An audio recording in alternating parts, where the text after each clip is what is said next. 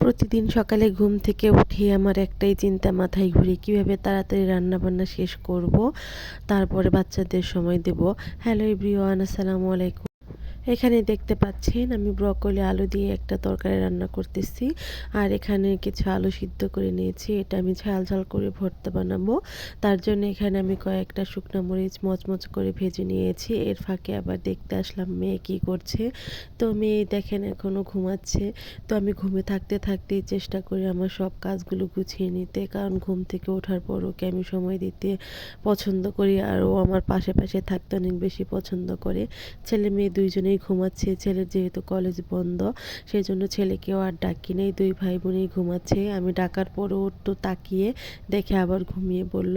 তারপর আবার বাইরে চলে আসলাম। আমাদের গাছে এত পরিমাণ সিম ধরেছিল যে খেয়ে শেষ করতে পারিনি, সব সিম পেকে গিয়েছে। তো সেখান থেকে কিছু সিম তুলে নিয়েছি আমি বিচি বের করে পরে ভেজে খাওয়ার জন্য।